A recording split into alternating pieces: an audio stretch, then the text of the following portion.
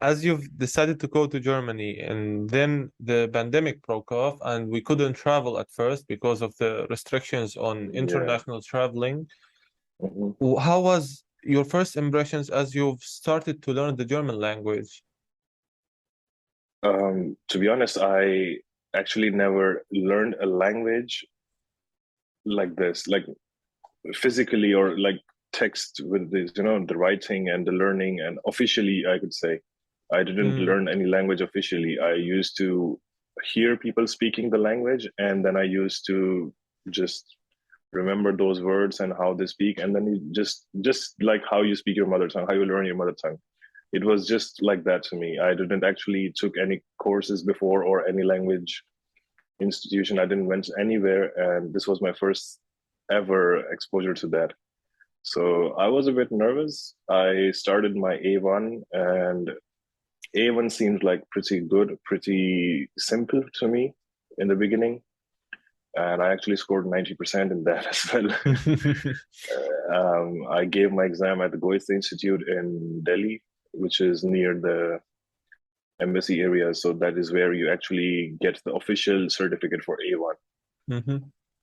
So I did my A1 there. Then I was looking for some A2 courses and the student colleague in Germany, and I eventually find out about this MDWA in Magdeburg, and they had some really easy process of admission, and Mm.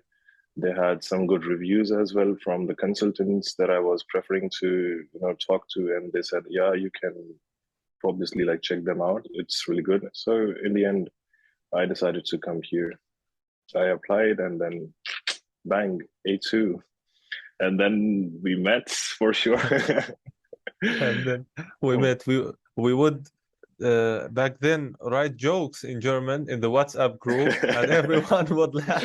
But we would, what they didn't know, we would spend hours on Google Translate trying to Exactly. find Yeah. trying to Yeah. find the words for the jokes. I mean, when this COVID thing was going on, I actually spent hours in home doing nothing. So eventually I started off with A2, and then I got this something in my hand, like, okay, this is what I can do in my free time. So I was not like learning this language as a source of going to Germany and source of learning. I was just doing it for fun.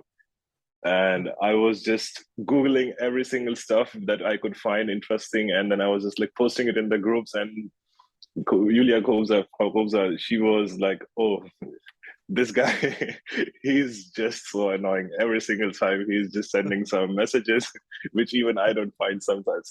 It was a really good time. It was. I It really, was, it was a really good time. We enjoyed it. And then after a couple of months, the restrictions were not there anymore, and we could travel, and we went to Germany. How was your yeah. first impression in Germany? And before that, were you ever outside of India before that, or was it the first time for No, you? actually, that was my first flight ever, not just international, even domestic.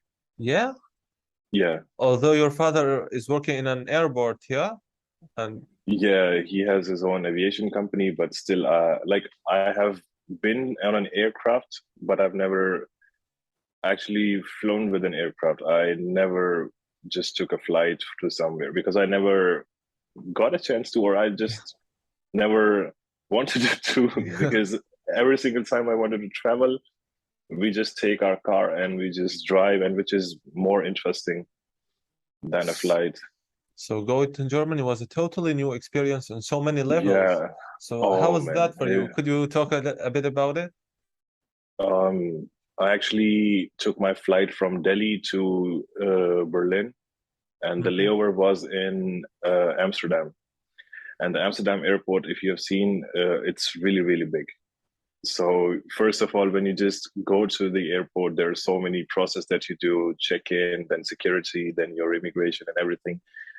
That was totally new to me. My father helped me in Delhi with that, so that was not a problem. But when I landed in Netherlands, Amsterdam, I was totally in shock. Like, oh, where am I? What to do? Where to go? And then eventually I just saw the boards and I just followed the paths. And finally I reached my flight to Berlin. Then I landed in Berlin. There I got picked up by Herr Khatib. He just came to the airport. He just picked me from there. And yeah, after that, it was pretty much easy. Yeah. And it's a really good thing that we actually got admitted in MDVA because they helped us a lot. Like for a person who has never been outside of their country and you just go outside and you don't know anything about it, if you have a companion there, it's really helpful. It's really easy for you. Yeah, I would totally agree. Especially that was your first time ever you go outside of India. I wanted to know, how was your impression at first when you saw how good the infrastructure in Germany is? I've talked with many guests in the past couple of days on this podcast, and most of them were in also poor countries, like in Syria, my country, in Sudan, in Yemen. They are all poor countries and have a really poor and weak infrastructure. And I believe that to be the case also in India. Isn't it the same over there? Well, in Delhi, where I grew up, like we have some really good infrastructures. For sure, we have really good infrastructures across the country, actually. But in Germany, the infrastructure, it's totally another dimension. Like the infrastructure that we have in India, it's totally different. And what we have here in Germany, it's totally different. If you go to Delhi, for example, let's say you won't find, like so much green stuff, trees and all these things. Like you would find, but not too much. And it would be more of, urban civilization kind of thing with big buildings and all these stuffs. But here you see there is like so many greenery with the infrastructure. So modernization with naturalization. That is actually quite a new thing for me. And in some ways, for example, the way they build their houses, the homes and everything, the buildings that they make. So for example, Fachwerk houses, they are totally different and totally new thing for an Indian. We have never seen such things in India. So it was really a surprise, a shock, you can say, cultural shock. It could count for that. And yeah, it was.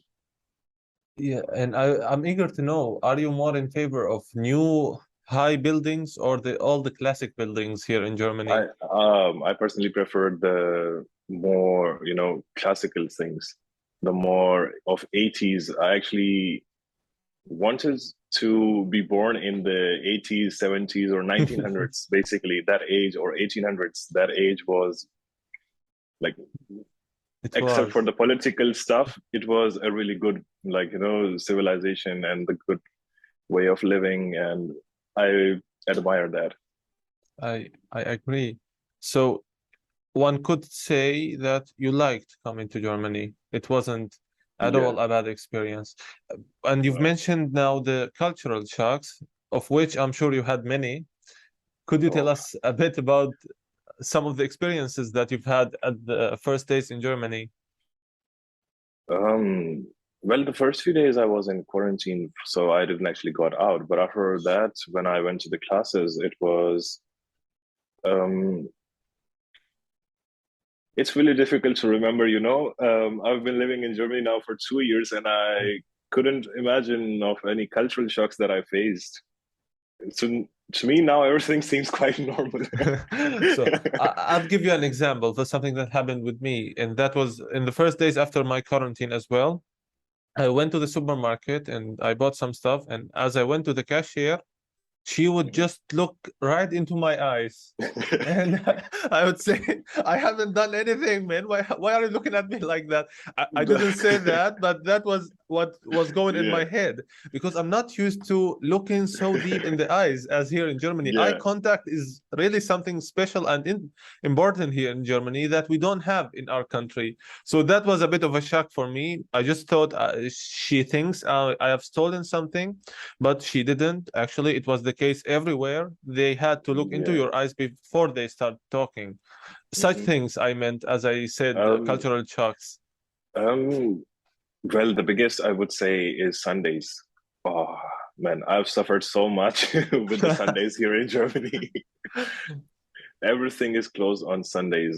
In India, we never had shops closed at any point of time. You can actually find anything and everything at any point of time in India, even if it's a Sunday or anything, unless it's a national holiday for sure.